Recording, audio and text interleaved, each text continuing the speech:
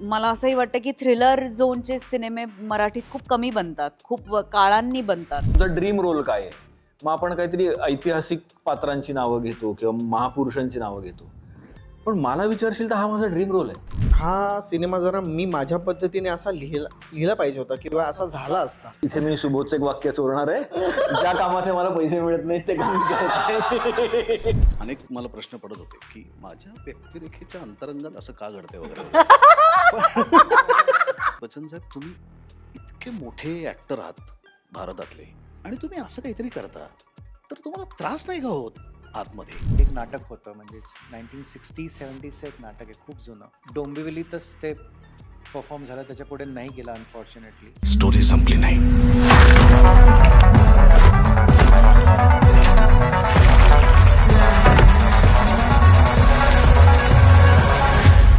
आगीत काय जळालं ते राखेलाच माहिती. मित्रांनो, मी जरा थोडा कन्फ्यूज झालोय आणि मला काही सूचना असं झालं की मी एक ट्रेलर पाहिला. त्या ट्रेलरला बघून मी असा ट्रेलर मराठीमध्ये याच्या आधी कधीच पाहिला नव्हता. तो ट्रेलर होता बोल बोल राणी या चित्रपटाचा. आणि त्याच निमित्ताने माझं कन्फ्युजन दूर करण्यासाठी आणि तुमच्या मनातले प्रश्नांची उत्तर जाणून घेण्यासाठी माझ्यासोबत आहे आज बोल बोल राणीची संपूर्ण टीम. सो नमस्कार मित्रांनो, मी तुमचा दोस्त आणि फिल्मीवर सागर तुमचं स्वागत करतो लोकमत फिल्मीवर. आणि बोल बोल राणीची संपूर्ण टीम आज सोबत आहे. आणि काय म्हणजे तुम्ही कन्फ्यूज करून टाकलात आम्हाला, काही कळत नाहीये काय ट्रेलर बघून. 17 तारखेला कळेल. 17 तारखेला कळेल. पण सई, मला म्हणजे तू खूप सुंदर दिसतेस, सिनेमातही फार सुंदर दिसलीस, त्या 2 वेगळ्या पात्रांमध्ये सुद्धा सुंदर दिसलीस. ही पात्र साकारताना कुठल्या आव्हानांना सामोरं जावं लागलं होतं या बोलबोल राणीच्या निमित्ताने? कुठल्या नाही जावं लागलं हे विचार, कारण सगळ्याच म्हणजे कधी कधी मनात इन्सिक्युरिटीज असतात आपल्यात स्वतःबद्दलच्या, किंवा कधी कधी मी तर म्हणजे when I am by myself as an actor on set, मी स्वतःला खूप अंडर एस्टिमेट करत असते सतत, खूप क्रिटिकली पाहत असते सतत. कधी कधी ते माझ्या पथ्यावर पण पडतं. पण ह्या सगळ्या ॲटमॉस्फिअरमध्ये, ह्या सगळ्या केऑसमध्ये असं पात्र साकारणं इटसेल्फ वॉज अन एक्झाम असं मला वाटतं. पण आमचे टीचर आणि आमचे सुपरवायझर खूप तगडे होते. त्यांच्या मदतीनेच आम्ही हा प्रवास करू शकलो. आणि माझे स्टुडंट्स, माझ्याबरोबर जे क्लासमध्ये माझे मित्रमैत्रिणी होते, त्यांनी सुद्धा तितकीच मदत केली. त्याच्यामुळे मला असं वाटतं की 75 मार्काचा पेपर असेल तर तो मी ॲटलिस्ट 50 मार्काचा तरी व्यवस्थित सोडवलेला आहे. बरं बरं. मला म्हणजे मंजाळची तंबोडा, सॉरी, कुंभारच्या मंजुळेच्या नंतर हे एक असं वेगळं पात्र साकारणं आणि प्रेक्षकांना काहीतरी एक नवीन मेजवानी देणं, हे काय ठरवलं होतंस का या वर्षामध्ये तू, की आता 6 महिने, या वर्षाचे 6 महिने पूर्ण झालेत, पण आजही प्रेक्षक अजूनही तो सिनेमा बघायला जातो. तो हा सिनेमा प्रेक्षकांसाठी काय वेगळा ठरणार आहे? सईला काय वेगळं पाहता येणार आहे या सिनेमामध्ये? वेगळ्या धाटणीचा चित्रपट आहे. मला असं वाटतं की यंगर जनरेशनला खूप अट्रॅक्ट करेल की काय आमचा सिनेमा, असंही मला वाटतं. मला असंही वाटतं की थ्रिलर झोनचे सिनेमे मराठीत खूप कमी बनतात, खूप काळांनी बनतात. तर तो एक फील सुद्धा आहे. आणि एक वेगळंच कास्ट आहे. म्हणजे ही कास्ट एक्सपेक्टेड कास्टपैकी नाही आहे खरं तर. हाही ह्या सिनेमाचा एक काय म्हणूया प्लस पॉइंट असेल. मला तरी असं वाटतं तू खरोखर देवाला नवस केला होतास की ही कास्ट मला मिळावी, कारण इतक्या वर्षानंतर आता तुम्ही परत एकत्र येताय. हो, आणि मला असं वाटतं टायमिंग सिनेमाचं, तो कधी रिलीज होणार काय हे आपल्या हातात नसतं. मला असं वाटतं की तुम्ही जर का मनापासून चांगलं काम केलं ना, तर तो जो लाईनअप पाठवतो तो परफेक्ट असतो. त्याच्यामध्ये कुठेही काही ॲडजस्टमेंट किंवा ट्विकिंगची गरज नसते. तर मंजुळानंतर हा येणं हा खूप योगायोग आहे. मंजुळा सगळ्यात शेवटी शूट झालेला सिनेमा आहे. हा 2 वर्षापूर्वी शूट झालेला सिनेमा आहे. पण I am amazed at the timing. की ही वेळ जुळून आलेली आहे. Yes, योग्य वेळ 100% जुळून आलेली आहे. माझ्या बाजूला एक जो माणूस बसलाय, त्या माणसाला सर्वप्रथम मी शुभेच्छा देतो त्यांच्या सिनेमासाठी, गव्हर्नरसाठी. हा, आणि चिन्मय दादा, मी काय म्हणू तुझ्याबद्दल, म्हणजे तुझ्या लिखाणाचे लोक फॅन आहेत, तुझ्या दिग्दर्शनाचे फॅन आहेत, आणि आता हा सिनेमा, या सिनेमामध्ये एक वेगळी भूमिका साकारताना आपल्याला चिन्मय मांडलेकर दिसणार आहे. काय म्हणजे एक सच्चा कलाकार म्हणून आणि एक सुज्ञ नट म्हणून काय काय आव्हानांना सामोरं जावं लागलं होतं? आता जसं सई म्हणाली ना की तो जेव्हा लाईनअप करतो त्याचा लाईनअप चुकत नाही कधीच. सो काही गोष्टी तुमच्या वाट्याला खूप अनप्लॅन्ड येतात. म्हणजे तुम्हाला दूरपर्यंत तुमच्या क्षितिजावर कुठेही नसतं की असा एखादा पिक्चर येईल किंवा असं कोणतरी काहीतरी करेल, किंवा जसं इंटरव्ह्यूज मध्ये विचारतात तुमचा ड्रीम रोल काय आहे, मग आपण काहीतरी ऐतिहासिक पात्रांची नावं घेतो किंवा महापुरुषांची नावं घेतो. पण मला विचारशील तर हा माझा ड्रीम रोल आहे. कारण ह्या एका चित्रपटात मला इतक्या गोष्टी करण्याची संधी सिडनी दिली की ते माझ्यासाठी हे 3 वेगळे चित्रपट आहेत खरं तर, जे मला एकाच चित्रपटात करायला मिळाले. त्यामुळे त्या अर्थी हा ड्रीम रोल आहे. दुसरं एक खूप उत्साही टीम आणि खूप हंग्री टीम, ज्यांना खरंच काहीतरी चांगलं करायचंय, ज्यांचं कुठलंही वेगळं इंटेन्शन नाही त्या सिनेमाकडे बघण्याचं, ज्यांना फक्त एक चांगला सिनेमा करायचा आहे. मग ते सिड आणि अपूर्वा हे आमचे निर्माते असतील, सिड सारखा दिग्दर्शक असेल, बाकीची टेक्निकल टीम असेल किंवा कास्ट असेल, सई आहे, संभाजी आहे, सुबोध आहे. In spite of doing so much work अजूनही सईमध्ये ते हंगर आहे की नाही मला अजूनही वेगळं आणि चांगलं काम करायचं आहे. संभाजी आत्ता जे आपले प्रॉमिसिंग सगळे आपल्याला तरुण नट दिसत आहेत त्याच्यातला एक चांगला प्रॉमिसिंग नट आहे. आपण रुबाब आत्ता त्याचा बघितला picture. Subodh is like the face of our generation, म्हणजे आमच्या जनरेशन मधला जो फेस आहे अभिनेता कोण, तर सुबोध भावे. तुमच्या काय आमच्या सुद्धा. हा म्हणजे तो सगळ्याच जनरेशनचा आहे. म्हणजे सो अशा लोकांना एकत्र घेऊन जेव्हा एक दिग्दर्शक जेव्हा एक वेगळं काहीतरी करायचा प्रयत्न करतो, तर तुम्ही खूप रिसेप्टिव्ह असता त्याला. तुम्ही असं म्हणता ओके भाई चल तुला हे वाटतं ना आपण हे करूया. पण ॲज अन रायटर सुद्धा जेव्हा ही स्क्रिप्ट वाचली तेव्हा असं नाही वाटलं का की अरे हा सिनेमा जरा मी माझ्या पद्धतीने असा लिहिला पाहिजे होता किंवा असा झाला असता, असं काही सजेशन वगैरे सीट सरांना दिलं की नाही? अजिबात नाही. म्हणजे इथे मी सुबोधचं एक वाक्य चोरणार आहे, ज्या कामाचे मला पैसे मिळत नाहीत ते काम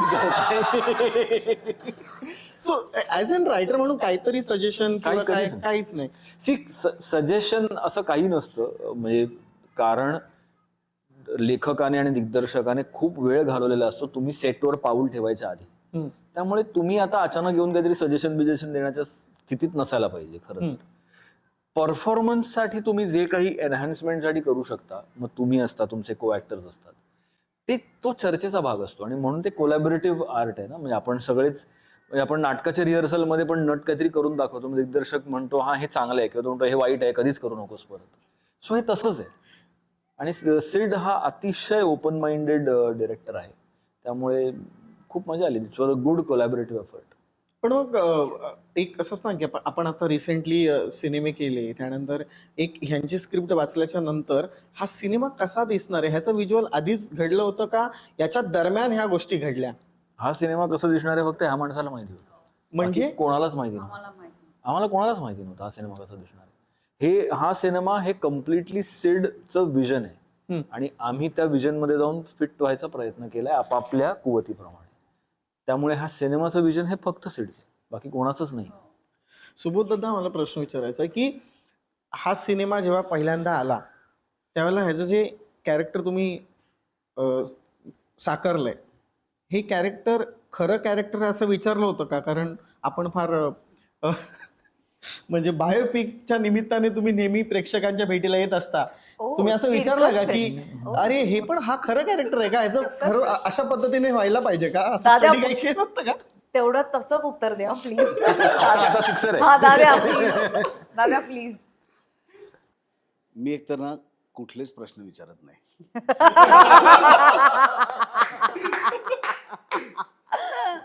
कारण ते मी केव्हाच डोक्यातनं काढून टाकलंय. कारण काय म्हणूया त्याला, प्रश्न विचारून दिग्दर्शकाला भंडावून सोडणं. आणि म्हणजे स्कूलिंग कदाचित एक काळ असा होता की जेव्हा मी प्रश्न विचारत होतो, अनेक मला प्रश्न पडत होते की माझ्या व्यक्तिरेखेच्या अंतरंगात असं का घडतंय वगैरे. हा असा का वागू लागेल, तसा का वगैरे वगैरे एन नंबर ऑफ गोष्टी. पण माझ्या आयुष्यात एक सिनेमा आला, ज्या सिनेमाच्या निमित्ताने एक व्यक्ती माझे दिग्दर्शक म्हणून आले, मी ज्यांना खूप मानतो अभिनेता म्हणून, त्यांच्याबरोबर खूप काम केलं होतं. मी आता तो किस्सा सांगतो, म्हणजे कधी कधी एक ट्रिगर पॉईंट येतो तुझ्या आयुष्यात आणि तू तुझं पूर्ण पर्स्पेक्टिव्ह बदलून टाकतो काम करण्याचं. मी सिनेमा केला होता केतन देसाईंबरोबर, मनमोहन देसाई यांचे चिरंजीव आणि त्यांचा पहिला मराठी सिनेमा. केतन देसाईंनी अमिताभ बच्चन यांच्याबरोबर प्रचंड सिनेमे केले. तर आमच्या गप्पांमध्ये शूटिंगच्या दरम्यान तोपर्यंतचा मी हा खूप प्रश्न विचारणारा होतो. तर त्या गप्पांमध्ये त्यांनी एक किस्सा सांगितला बच्चन साहेबांचा, की शेवटच्या म्हणजे मधल्या काळामध्ये, शेवटच्या नाही, मधल्या एका काळामध्ये बच्चन साहेबांनी अत्यंत वाईट सिनेमे केले. तर तेव्हा केतनजींनी असं त्यांना विचारलं, की बच्चन साहेब, तुम्ही इतके मोठे ॲक्टर आहात भारतातले आणि तुम्ही असं काहीतरी करता, तर तुम्हाला त्रास नाही का होत आतमध्ये? याच्यावर बच्चन साहेबांनी सांगितलं, की ऑफकोर्स होतो. मला हे करताना किंवा वाचताना खूप त्रास होतो. पण मला हे माहिती आहे, की yes, I am not convince with the idea, but my director is convince with the idea and I am convince with my director. मला असं वाटतं ह्याच्या इतकं सोपं अभिनयाचं उत्तर मला आजतागायत कोणी दिलं नाही. म्हणजे अनेक गोष्टी असतील सेटवरती ज्या मला पटत नसतील ॲक्टर म्हणून, अनेक अशा संवाद असतील, अनेक असे सीन्स असतील जे मला ॲक्टर म्हणून पटत नसतील, पण मुळात मला ॲक्टर म्हणून घेतलंयच त्याच्यासाठी की न पटणारी गोष्ट पटवून देण्यासाठी, प्रश्न विचारण्यासाठी नाही. आणि जर प्रश्न विचारायचे असतील तर ते मी त्याच्या मूलभूत भूमिकेवरती प्रश्नचिन्ह उभे न करता हे मी कसं जास्तीत जास्त चांगल्या पद्धतीने करू शकेन या प्रकारचे प्रश्न असतील तर त्याला पॉझिटिव्हली, क्रिएटिव्हली पुढे नेण्याचे प्रश्न असतात. पण हे असं थोडीच करेल तो. असे जर प्रश्न असतील तर ते त्यांनी त्याच्या केलेल्या मेहनतीवरती पाणी फिरवल्यासारखे होतात. मला असं वाटतं त्याचा चित्रपट हा त्याचा आहे. तो चूक आहे, बरोबर आहे, चालणार आहे, चांगला आहे, वाईट आहे, त्याची उत्तरं जेव्हा तो रिलीज होईल तेव्हा आपल्याला मिळणार आहेत. आत्ता माझं काम काय आहे, त्यांनी मला का घेतलंय, की मी हे ड्रेनेजचं काम चांगलं करतो म्हणून. पण तू झाकण असं का लावलंस? मुळात तू हे 2 मिलीमीटरचं घ्यायला पाहिजे होतंस ना. हे जर मी मूलभूत त्याला प्रश्न विचारायला लागलो तर ड्रेनेजचं काम बाजूला राहील आणि गोष्ट वेगळीकडे जाईल आणि एक वेगळं ड्रेनेज आणि एक वेगळं गटार निर्माण होईल. त्यामुळे माझं काम आहे की जे तुंबलंय ते नीट करून पाणी वाहतं करणं, जेच मी करतो. मला जर एक्झिक्युशनमध्ये काही प्रॉब्लेम यायला लागले तर मी मला कन्व्हिन्स करण्यासाठी म्हणून त्याला प्रश्न विचारतो, की मला ते अजून स्पष्टता येऊ दे, की जेणेकरून मी स्वतःला जास्त कन्व्हिन्स करू शकेन आणि तुला जो हवा तो अपेक्षित परिणाम देऊ शकेन. त्यामुळे त्या घटनेनंतर मी स्क्रिप्ट वाचत नाही, मी दिग्दर्शकाला प्रश्न विचारत नाही. मी त्याला एवढंच विचारतो, तुला काय हवंय? मग तुला तेच मिळेल जे तुला हवंय. ते नाही मिळालं तर इट इज काय म्हणूया, माझ्यात काहीतरी कमतरता आहे. मग त्या माझ्यातल्या कमतरतेवरती मला काम केलं पाहिजे. त्यामुळे माझ्यासाठी गणित खूप सोपं होतं. चित्रपट कुठलाही असो, भूमिका कुठलीही असो, माझ्यासाठी गणितच सोपं होतं. तुला जे हवंय ते तुला मिळणार आहे. No question asked. क्या बात आहे. झालं डायरेक्ट सिक्सरच डायरेक्ट. मला म्हणजे ना एक विचारायचं ह्या गोष्टीसाठी वाटतं की ना हल्लीची जी कलाकार मंडळी आहेत ना, हे म्हणजे विचारतात हे प्रश्न की माझा लुक कसा वाटतोय, सिनेमाबद्दल अनुभव आला असेल आता रिसेंट सिनेमा वगैरे करताना, माझं सर मी स्क्रीनला चांगला दिसतोय ना, म्हणजे माझा हा प्रोफाईल कसा वगैरे. सो अशाही गोष्टी आता कलाकार लोक बोलायला एक सेकंड, हा. सॉरी, आय हा. Want to. मला असं वाटतं ह्याच्यात काही चुकीचं नाहीये. मला असं वाटतं की एका ॲक्टरनी स्वतःच्या लुकबद्दल मी प्रेझेंटेबल आहे का नाही याच्याबद्दल अवेअर असणं हे चूक नाहीये. अर्थात तुमचं जर का सगळं लक्ष त्याच्यात जात असेल तर ते चूक आहे. पण तुम्हाला तुमचं काम माहिती आहे, तुम्हाला तुमचं काम येतं, प्लस तुम्हाला हाही कन्सर्न असणं इज ॲब्सोल्युटली जस्टिफायबल असं मला वाटतं. ओके, सई तुलाच प्रश्न विचारतो. ह्या सिनेमामध्ये ऍक्शन करणं आणि अशा पद्धतीचं ऍक्शन आणि अशा ऍक्शन मध्ये सई दिसणं हे काय नाविन्य आहे या सिनेमामध्ये तुझ्या पात्रात? ही ॲक्शन आम्ही क्रिएट केलेली आहे, कोरिओग्राफ नाही आहे. ही ॲक्शन आमच्या पात्रांनी क्रिएट केलेली ॲक्शन आहे. त्याच्यामध्ये काही कोरिओग्राफी नाही आहे. ही इन्स्टिंक्टिव्ह ॲक्शन आहे.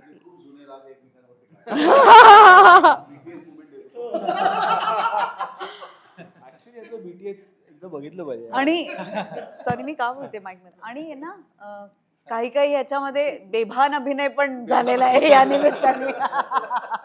तर असे बेभान अभिनयाचे क्षण तुम्ही जसे जसं काम करून वर तसे कमी होत जातात. मग अचानक असा मिळाल्यावर हा असा आनंद होतो. संभाजी, मला तुला विचारायचं आहे, म्हणजे ही जी 3 मंडळी आहेत, ह्या मंडळींना एकत्र आणणं जी दुरा यांनी सांभाळली आणि त्यात तुला अडकवलं, सो कशी तुझी त्या म्हणजे ती कशी वेळ जमून आली आणि मी कुठे राहावं असं तुला वाटलं या सिनेमाच्या दरम्यान, शूटिंगच्या दरम्यान? गोची झाली का मजा आली, काय झालं नेमकं या तिघांसोबत काम करत असताना? त्या मंडळींनी त्रास नाही दिला, उलट झालं. ज्यांना बांधून दिलं हे ना, पाठांतर केलेलं वाक्य आहे का यांच्या नाही, समोरचं वाक्य? मी जेन्युइनली सांगतो. कारण सिड असा एक मित्र आहे ना, जो तुझ्याबरोबर खूप चांगली मैत्री करतो. अजून 4 लोक सवंगडी घेतो. तो म्हणतो चला तुम्हाला एक विहीर दाखवतो. मग तो विहिरीकडे नेतो तुम्हाला आणि तो म्हणतो बघा किती खाली खोल आहे ना ती. मग आम्ही सगळे खाली बघतो आणि तो धक्का मारतो सगळ्यांना आणि तो बघतो काय करतात ते. आणि मरण्याच्या आधी एखादा श्वास असेल ना उरले तेव्हा दोरीत टाकतो आणि वर आणतो. ज्याचा मरण्याच्या आधीचा आहे त्याला पहिला बाहेर काढतो, मग एकाला काढतो. आपण तो असं झालं. म्हणजे बघायची होती खोल किती आहे. तर तर असा ऍक्च्युली मी त्यांच्या बरोबरच त्या विहिरीत होतो, त्यामुळे तुला उत्तर मिळालं असेल. वेल पुट, वेल पुट, वेल पुट, वेल पुट. पण ह्या दिग्गज कलाकारांसोबत काम करण्याचा कसा होता तुझा अनुभव? कोण आहे त्या दिग्गज? विहिरीतच पोहोचतील ना ते. संकटात तेही होते. दिग्गज. ओ बाप रे. हो यार. हा ह्यांचा मोठेपणा आहे खरोखर. म्हणजे मला आठवतंय, मी जेवढं मला कळायला लागलं ना तेव्हापासून मी यांना television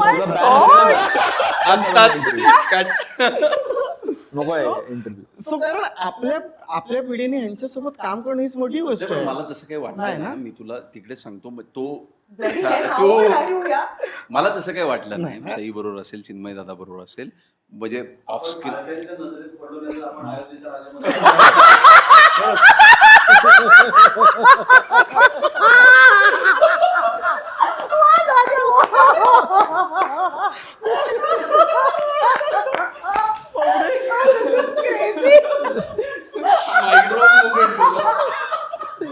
Oh my God! Oh my God! Wow! असंच होत होतं शूटला. अच्छा. एखादा सीन असाच सापडायचा. आता जोक कसा सापडला तसा अचानक हा असं. सिनेमाचा ट्रेलर बघताना म्हणजे आम्हाला असं वाटतं, हे आता तुम्ही म्हणताय म्हणून आम्हाला कळतंय, पण हे असं घडत असेल सेटर असं आम्हाला बिलकुल वाटत नाहीये. सो मी सीट सरांना प्रश्न विचारतो. Sir, captain of the ship बरोबर, याची भूमिका तुम्ही साकारलात या सिनेमासाठी आणि तुम्ही ते कॅप्टन आहात ना ज्यांनी एक जाळ टाकलं आणि त्यामध्ये असंख्य मासे लागले, पण त्यामधले हे जे स्टार्स मिळतात ना आपल्याला, स्टारफिश, तसे हे स्टारफिश तुम्हाला मिळाले. काय सांगाल? म्हणजे ठरवलं होतं तुम्ही तिकडे असताना शिकतानाच की ह्यांना घेऊन हा सिनेमा करायचा, की इथे आल्यावरती ठरवलात तुम्ही? नाही, इथे आल्यावरच. कारण जेव्हा आम्ही लिहित होतोय इथे तेव्हाच तेव्हाच कळतं एक एक कॅरेक्टर की कोण म्हणजे ॲप्ट आहे त्या रोलसाठी. तर तिथनं असं काहीच नव्हतं, इथेच सगळं घडलं आहे.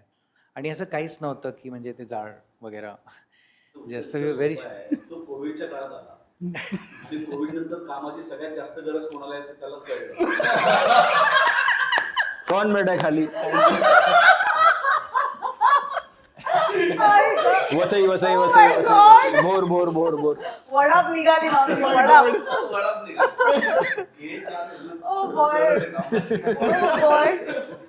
नाही म्हणजे सीट सर, आता खरंच प्रामाणिकपणे सांगा, प्रामाणिकपणे ह्या प्रश्नाचं उत्तर द्या मला. यांच्यापैकी कोणी तुम्हाला सेटवर खरोखर त्रास दिला मला सांगा. ए प्लीज, सिडनी आम्हाला त्रास दिलाय. आम्हाला सिडनी खूप त्रास सगळ्यात जास्त दिलाय. सीटने आम्हाला दिली. सिडनी आम्हाला त्रास दिलाय. एकटा म्हणजे एकटा का? ते तू बघशील फिल्म तेव्हा तुला कळेल की तो एकटा का आहे. म्हणजे वेगळे स्केड्युल्स होते आपले शूटिंगचे म्हणून. पण असं नाही, मला नाही वाटत कोणाचा त्रास मला असा झालाय, खरंच नाही. कारण नाही, मला नाही वाटत की ह्यातलं कोणीही त्रास देणाऱ्या वृत्तीचं आहे. सगळे थरो प्रोफेशनल्स आहेत आणि सगळे खूप काम केलेली खूप सुज्ञ मंडळी आहेत त्याच्यामुळे सॉरी सेट मी तुझ्या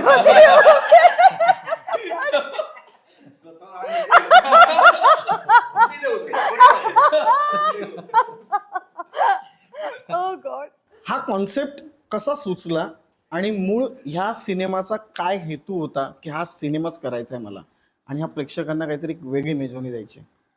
मला असं वाटतं खूपच चांगला प्रश्न आहे. कारण सगळ्यात मोठा प्रश्न जो असतो ॲज अ फिल्म मेकर, की म्हणजे तो जो एक मोमेंट असतो, डिसायझिव्ह मोमेंट, की हा मला ह्याच्यावर चित्रपट करायचा आहे. कारण तुमच्या 10 आयडियाज असतात, 4 जेव्हा आम्ही ह्याचं डिसाईड केलं 3 ते 4 स्क्रिप्ट्स होते आमच्याजवळ. पण मला आठवत नाही तो डिसायझिव्ह मोमेंट, पण तो खूप क्रिटिकल असतो, की तुम्ही जेव्हा चूज करतात, की नाही हा वाला आहे जो आपण करूया, आणि तुम्हाला काहीच माहिती नसतं त्याचा रिस्पॉन्स कसा असेल, कसं रिसीव्ह करतील लोक त्याला. तर तो एक मोमेंट खूप इम्पॉर्टंट आहे. आणि माझ्यासाठी आय कॅन आन्सर, कारण कॉलेजला असताना मी हे केलं एक नाटक. हे एक नाटक होतं, म्हणजे 1960-70चं एक नाटक आहे, खूप जुनं. डोंबिवलीतच ते परफॉर्म झालं, त्याच्या पुढे नाही गेला अनफॉर्च्युनेटली. आणि नाटकात माझं बॅकस्टेजेस रोल होता मोस्टली, आणि पण it was there on back of my mind for a very long time. आणि मग ह्याचे आम्ही कॉपीराईट्स घेतले, मग त्याचं सिनेमॅटिक अडॅप्टेशन केलं. पण असं वाटलं की हे करायला पाहिजे, कारण ही नॉन लिनियर गोष्ट आहे एक. आपण नॉर्मली जे पण आमच्याजवळ स्क्रिप्ट्स होत्या ते खूप लिनियर होतात. काही त्याच्यामध्ये may be complicated love story होती, एक पिरियड होता, पण हे एक थोडंसं नॉन लिनियर ड्रामा होता, जो ॲज अ डायरेक्टर एक्सपेरिमेंटच होता. सो आणि तो एकदा केलेला होता, पण मला माझा एक व्हर्जन सांगायचा होता ह्याच्यामध्ये. सो म्हणूनच हा पिक केला मी. तुम्ही या सिनेमाचे निर्माते सुद्धा आहात, बरोबर आहे? अपूर्व आणि मी. हा. तुम्ही आणि अपूर्वाजी. आणि मला प्लीज अपूर्वाजींसाठी खरोखर एकदा जोरदार टाळ्या वाजवा असं वाटतं, कारण माइंड ब्लोईंग एडिटिंग त्यांनी केलेलं या सिनेमाचं. आणि खरंच इतकी वर्ष झाली ते एकापेक्षा एक त्यांनी सिनेमे दिलेत आपल्या मराठी चित्रपटसृष्टीला. आणि तुम्ही एक निर्माता म्हणून आणि एक दिग्दर्शक म्हणून, तो निर्माता कधी दिग्दर्शकाच्या मध्ये आला का, किंवा तो दिग्दर्शक निर्मात्याच्या मध्ये आला का कधी, कुठल्या म्हणजे सगळ्याच बाबतीत? नाही, मला नाही वाटत असं झालं आहे, कारण कॉल्स सगळे माझे नव्हते. ॲज अ कलेक्टिव्हच आम्ही कॉल घेत होतो. म्हणजे नॉट जस्ट अबाउट प्रोडक्शन किंवा रायटिंग, पण इवन ऑन द सेट आम्ही जसं एक एक ट्विस्ट आहे, म्हणजे असे तर 2-3 आहेत, पण एक जो ट्विस्ट आहे तो आम्ही ऑन द सेटच घेतला होता. जेव्हा आम्ही चिन्मय दादांना विचारलं की तुम्हाला आता काय वाटतं की आता काय होणार आहे, म्हणजे ॲज अ नेक्स्ट, त्यांनी विचार करून असं सांगितलं की मला असं वाटत होतं की असं होईल, जे आम्ही विचार नव्हता केला जेव्हा आम्ही लिहित होतो आहे.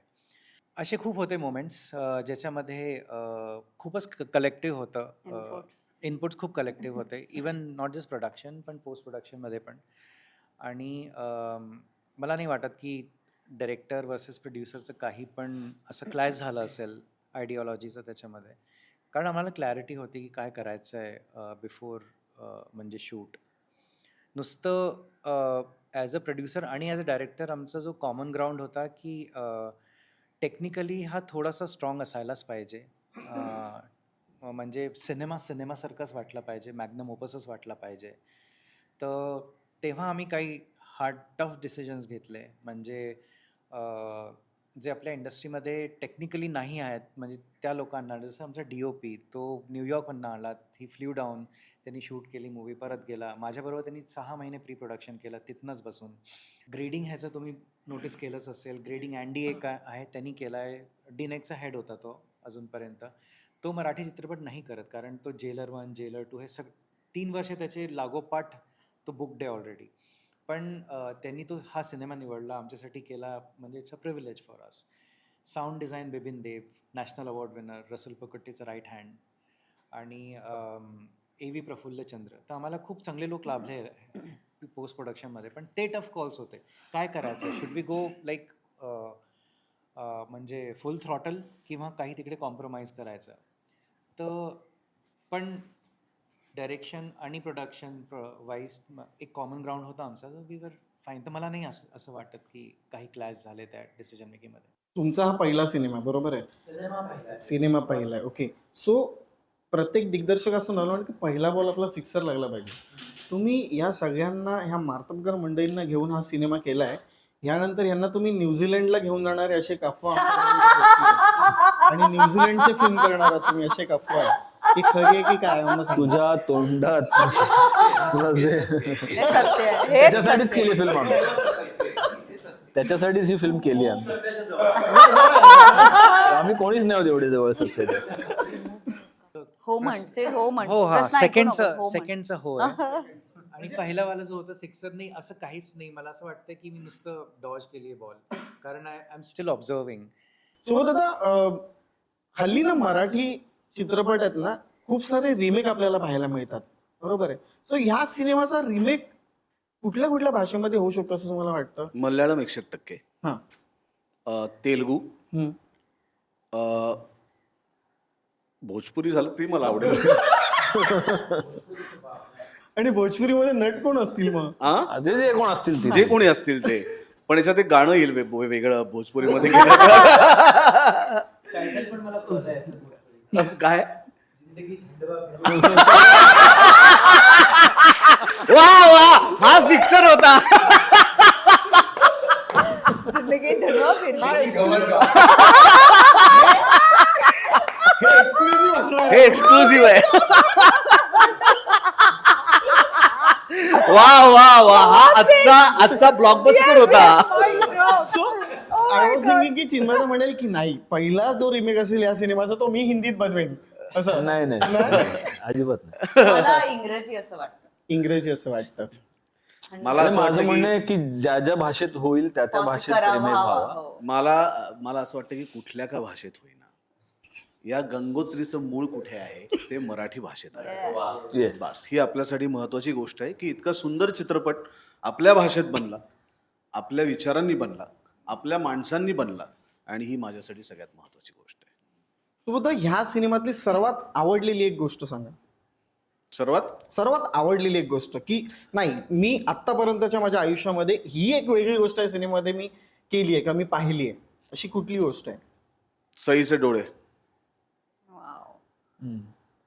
करेक्ट. Same answer. काही काही गोष्टी तुला चोराव्याशा वाटतात ना, हा. Same answer. मला ते घेऊन जाव्याशा वाटतील. काय म्हणजे तुमच्या ऑब्झर्वेशन प्रमाणे काय मी वेगळं तुला काम सईने मी केलं तुला असं सांगू का, तुम्हाला मला वाटतं? असं खूप पुस्तकी वर्णन नाही करता येणार. हम्म.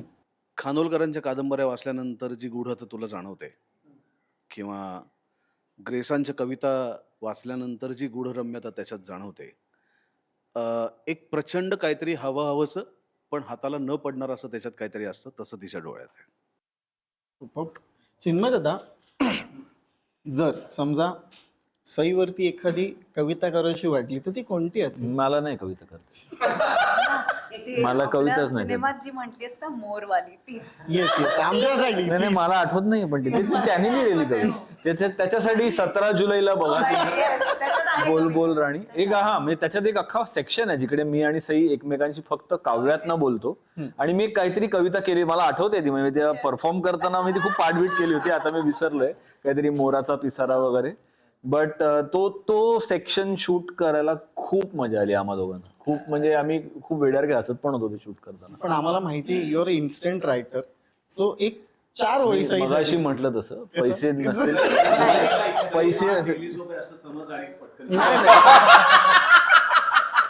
पैसे नसतील तर मी ते काम करतो. मी एवढंच म्हणेन ह्या निमित्ताने तू विचारलेस तर, की तुम्हाला 17 जुलैला जाऊन प्लीज तुम्ही बोल बोल राणी हा पिक्चर बघा. आणि एक वेगळी फिल्म आणि सई तावणकर यांचा अद्भुत अभिनय तुम्हाला खरंच बघायला मिळेल.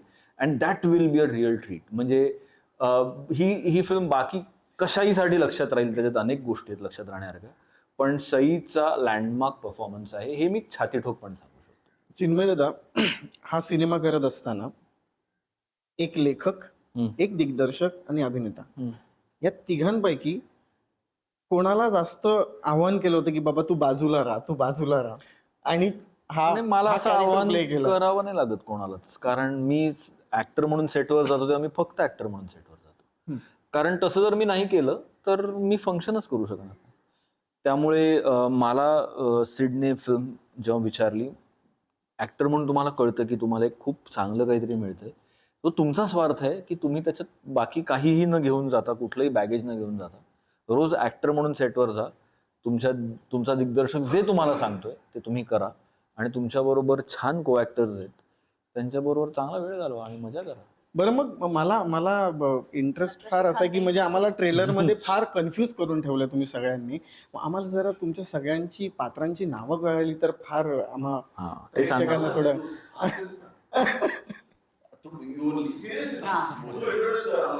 हा चल. कारण आम्हाला जेव्हा कारण आम्ही जेव्हा काम करत होतो तेव्हा असं होतं, मुलगी एक, मुलगा एक, नवरा नवरा बायको काय भेटायला येणार. माझा वो हा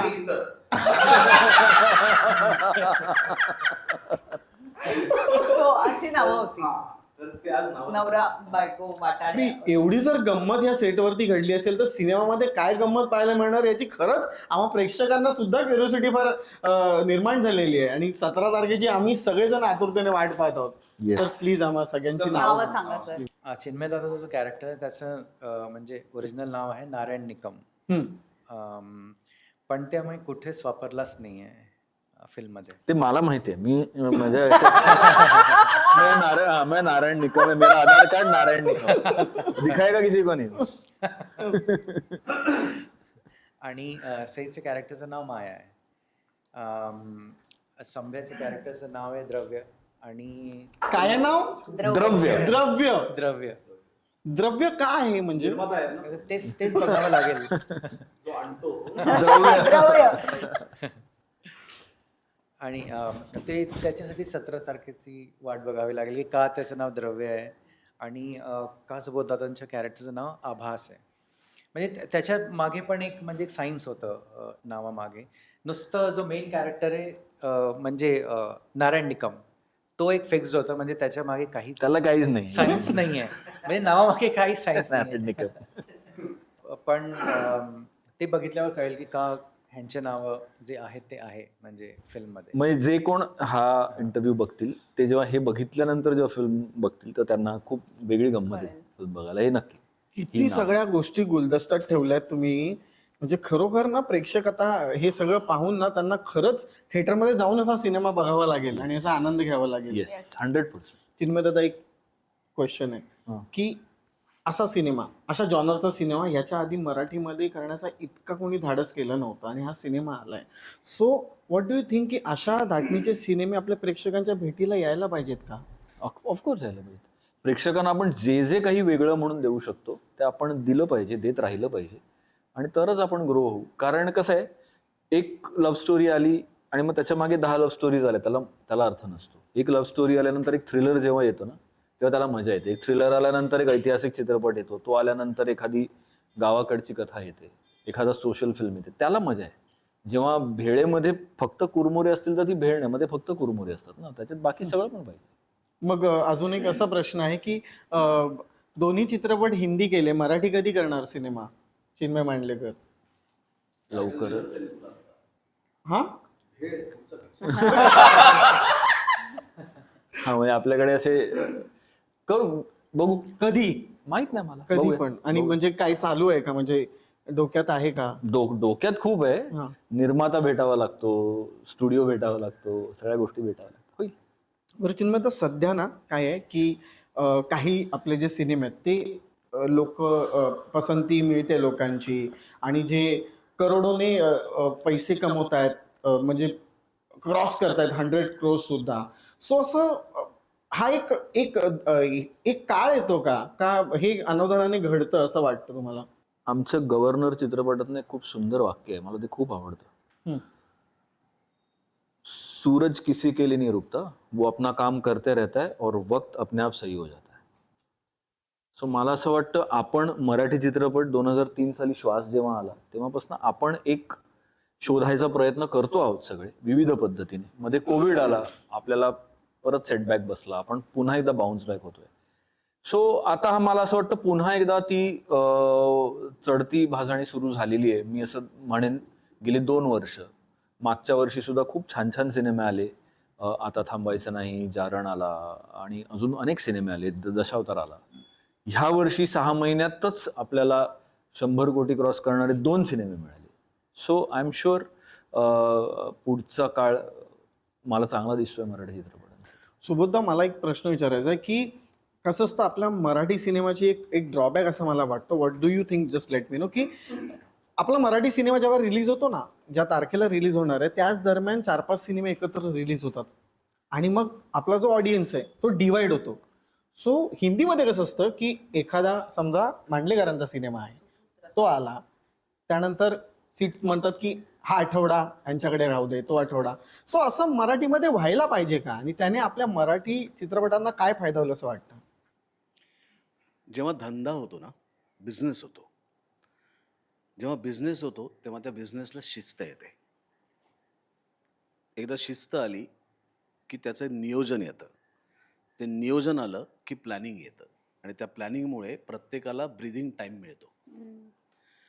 आत्ता ना रस्त्यावरती बसलेले गणपतीतले फेरीवाले असतात किंवा छोट्या छोट्या वस्तू विकणारे गोष्टी असतात ना, तशी आत्ता अवस्था आहे.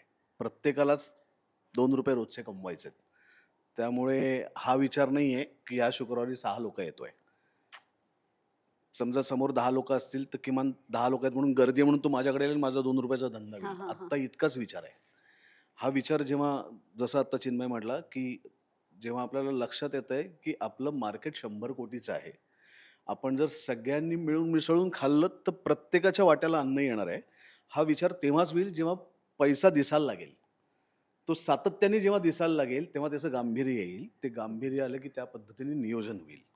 आत्ता सगळंच एकात एक तांगड्या आहेत, कारण कोणाला कळत नाहीये, मुळात विश्वास नाहीये, चित्रपट चालेल का नाही, प्रेक्षक येतील का नाही. तो जेव्हा विश्वास निर्माण होईल, चांगल्या कलाकृतीला लोक पाठिंबा देत आहेत हे सातत्याने जेव्हा लक्षात येईल, तेव्हा त्याचं गांभीर्य येईल आणि ते गांभीर्य आलं की नियोजन सुद्धा येईल. त्यामुळे हा केऑस आहे, हा काही दिवसांनंतरही संपणार आहे.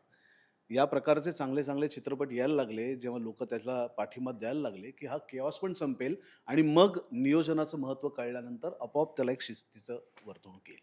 पण मग ह्यामुळे आपल्या मराठी चित्रपटाला खऱ्या अर्थाने फायदा होईल का, प्रत्येक इंडिव्हिज्युअल प्रोड्युसरला, असं वाटतं तुम्हाला? ऑफकोर्स व्हायला पाहिजे, का नाही व्हायला पाहिजे. मला असं नाही वाटत की बोलबोल राणी चालला म्हणजे इतर मराठी चित्रपट पडले पाहिजेत.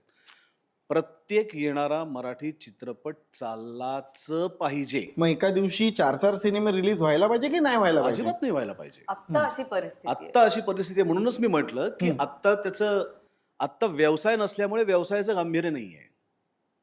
म्हणजे आता पुण्याच्या आमच्या शनिपाराच्या चौकामध्ये चितळे, काका हलवाई आणि जे कोणी मिठाईवाले आहेत ते एकाच चौकात नाही दुकान टाकून बसत. चितळे तर काका हलवाई वेगळीकडे असतात, अजून कोणीतरी वेगळीकडे असतात. जेव्हा माहिती की व्यवसाय आहे तेव्हा ती सगळी शिस्त येते. ती शिस्त यावी लागेल जेव्हा चित्रपट सातत्याने व्यवसाय करायला लागतील, ठराविक काळानंतर चांगले चित्रपट चालायला लागतील, तेव्हा शिस्त येईल आणि आत्ताचा जो गोंधळ दिसतोय हा पण टळेल. वातावरण चांगलं होईल या आशेवरच आपण जगत असतो आणि ते होईल. आज नाही होणार, कदाचित पुढच्या काही दिवसात होईल, पण ते होईल. मग ते असं तर एक सगळ्यांना प्रश्न, हा सर म्हणतात सीप सर. जस्ट त्यांचा एक ह्याच्यावर ॲड करतो. जसं आपला सिनेमा आहे, आपण 10 तारीख ओरिजिनल होती आधी, आता 17 आहे, पण ती टाळली अनाऊन्स केल्यानंतर. ह्याचं कारणच हे की एक अजून मित्राची फिल्म येते आमच्या, मयुरा प्रधान, आज 10लाच लागते तुला पाहता. पण ते आम्हीच डिसिजन घेतलं की म्हणजे कशाला त्याच दिवशी आपण पण यायचं, जेव्हा एक आठवडा आहे आमचं.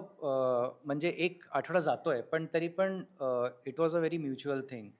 तर मला असं वाटतं की जसं दादांनी पण सांगितलं की 4-5 सिनेमे एकाच दिवशी इन्स्टेड ऑफ कमिंग, तेच आपसातच काहीतरी सॉर्ट करून झाले, म्हणजे प्रॉपरली डिवाईड झाले, तर इट्स बेटर. म्हणजे आमच्या फिल्मबद्दल तर मी बोलू शकतो की आम्ही हे सगळ्यांनीच डिसिजन घेतला आहे. म्हणजे जेव्हा असं झालं, ते सजेशन जेव्हा आलं आमच्या डिस्ट्रीब्युटरचं.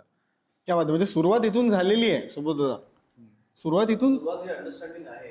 मला असं वाटतं परत मी तिकडेच येतो. आज तू साऊथमध्ये गेल्यानंतर एकाच दिवशी ज्युनियर NTR, प्रभास आणि महेश बाबू आणि लागत नाही, कारण प्रत्येकाला माहिती की आपला सिनेमा 100 कोटीच्या पलीकडे जाणार. त्यामुळे ते तुझ्या ताटातलं खायला जात नाही.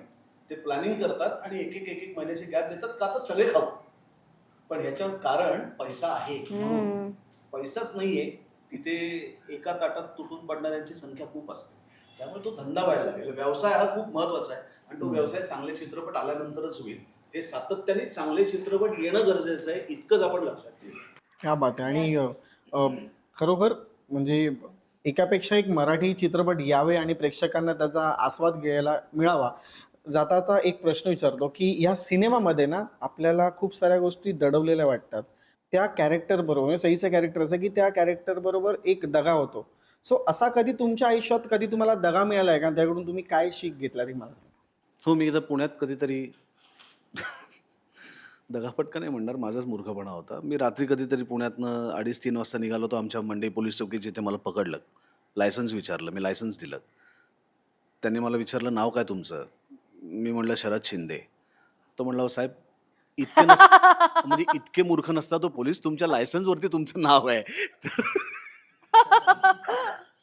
तर मला हा काही दगाफटका नाही, पण मला असं वाटलं की आपण किती छोट्या छोट्या गोष्टींमध्ये दुर्लक्ष करतो आणि आपण खूप स्मार्ट आहे असं समजायला जातो. तर तसं नसतं. आपल्यापेक्षा सुद्धा खूप हुशारीने काम करणारी मंडळी आजूबाजूला असतात. त्यामुळे असं दगाफटका इतकं असं काही आयुष्यात घडलेलं नाही की कोणीतरी दगाफटका वगैरे केलाय. मग यातून काय ठरवलं पुढे जाऊन काय नाही खरं करायचं? सांगायचं लायसन्सवरती आहे तेच नाव. समजी. दगाफटका म्हणजे एकच घडलंय. श्रीजी रेस्टॉरंटला मी एक ते ज्युनियर आर्टिस्ट कोलॅब करतात असा एक एजंट होता. त्यानं मला सांगितलं की खूप चांगला रोल आहे तेरे में बहुत प्रॉमिस है. आणि म्हटलं मग तेवढे भर आणि तुला फिल्म सिटीला यावं लागेल. आणि मग मी गेलो. ती बसनी एंट्री जावं लागायची कारण की ते कार्ड विचारतात. तर बस जायची आतपर्यंत. तर बसनी गेलो मी आत. खूप लोक होती. एक 50-60 लोक होती लाईनमध्ये आणि त्यांची नावं लिहून घेत होती. एक पोरगा होता. काय नाव आहे? हां म्हटलो. ओ सर बोले थे. तो म्हणतो कोण? उसके लिए आहे ना? हां. तर मी वाट बघत होतो त्या लाईनची. ती लाईन हे अशी होती. खूप लोक उभी आहेत. कॅमेरा वगैरे येईल जवळ वगैरे. तर तो काय आला नाही जवळ. तो लांबच होता आणि सगळं तो एक पोरगा होता कॅमेऱ्याच्या मागे. जोरचे चिल्लाव हे एवढंच होतं ते. मी त्याला परत शोधायचा प्रयत्न केला आजपर्यंत. मी श्रीजी रेस्टॉरंटच्या जवळनं जातो कधी कधी चेक करतो आहे का. आज नाही पण तो एक वाक्य बोललेलं ते योग्यच होतं ना. हे कॅलिबर त्यामुळे आज बोलबोल राणीमध्ये आहे. त्यावेळी चुना लावला मग त्यातून काय यापुढे काय नाही करायचं ठरवलं? नाही. त्यानंतर मी एजंट वगैरेंच्या नादी लागलो नाही आणि तो मार्ग निवडला नाही. जायचो ऑडिशन द्यायचो आरामनगरला, नाही तर पृथ्वी थिएटरच्या बाहेर ते लावायचे. तर तिथे चेक इन करायचं, ऑडिशन द्यायचं, झालं तर झालं. I think so that is the right way. मग तो मार्ग निवडला. सुपर. सर सीट सर काय सांगाल तुम्ही? म्हणजे प्रोडक्शनमध्ये किंवा ॲज अ प्रोड्युसर हे होत राहतं. असं काही नवीन नाही आहे, पण it's part and parcel of every day is a new day आणि रोज काही पण शिकायला मिळू शकतं. So it's part and parcel. तर काहीच असं नाही आहे. पुढे पण होणारच आहे ते. मला माहित नाही हे उदाहरण बरोबर आहे की नाही, पण कधी कधी काय होतं की आपण ना खूप अपेक्षेने एखाद्या डिरेक्टरला विचारतो सर मीच का वगैरे. तर ते पण असे खूप उत्तर येते की आधीपासून तूच होती, तुला बघूनच डोळ्यात. आणि नंतर मग आपल्याला कळतं की 3-4 ॲक्टर नाही म्हणाले, मग आपल्याकडे हे आलंय. आणि असं माझं खूपदा झालंय की सेकंड चॉईस किंवा डेट अवेलेबल नव्हती म्हणून मी, किंवा ॲक्टर बॅकआउट झाला म्हणून मी. तर तेव्हापासून मी विचारायचं सोडलं वाय मी. मला असं झालं की आपल्या हातात हे काम आलंय, हे गपचूप छान करायचं आणि त्यांना असं फिलिंग द्यायचं की बरं झालं हिला कास्ट केलं, यु नो. राईट. तर हे मी शिकले हाऊ ह्याच्यातून. Sweet, how sweet. चिन्मय आता दगा फटका असं काही नाही. तुम्ही एस्पेशली जेव्हा निर्माते वगैरे बनायचा प्रयत्न करता तेव्हा काही लोक तुमची फसवणूक करायचा प्रयत्न करतात. पण ह्यातनं मी धडा हाच घेतला की that is not my cup of T. आणि त्यामुळे मी निर्मिती इथून पुढे करेन असं मला वाटत नाही. मी स्वतः करेन असं मला वाटत नाही. खूप एबल माणसं आहेत माझ्या आजूबाजूला, त्यांना करू देत, मी नाही. येत्या 17 तारखेला बोलबोल राणी हा चित्रपट आपल्या प्रेक्षकांच्या भेटीला येणार आहे आणि तुम्ही काय सांगाल प्रेक्षकांना, काय वेगळं पाहायला मिळणार आहे सिनेमाच्या माध्यमातून? ट्रेलर मधनं मला असं वाटतं जे काय आहे ते दिसलेलं हा. आहे. मी आता काही वेगळं सांगितलं आता या एवढंच सांगतो, या Please या या आणि पिक्चर या. बघा. बस. आणि त्यांनी ठरवलं पण यायचं, त्यामुळे येऊ देत ना. दरवाजे उघडे आहेत. आणि बघितल्यानंतर आम्हाला जिथे कुठे तुम्हाला शक्य असेल तिथे कळवा. व्हायरल सारखं त्याचा प्रसार करा. हा म्हणजे आम्हाला सिनेमा सांगा. व्हायरल होणं कधी चांगलं आहे. येस. व्हायरल होऊन आजारी पडणं. सो मित्रांनो, या बोलबोल राणीच्या टीम सोबतच्या गप्पा तुम्हाला कशा वाटल्या ते आम्हाला खाली कॉमेंट करून सांगायला विसरू नका. आणि अशाच फिल्मी अपडेटसाठी आणि या कलाकारांच्या गप्पा रंगवण्यासाठी पाहत राहा लोकमत फिल्मी.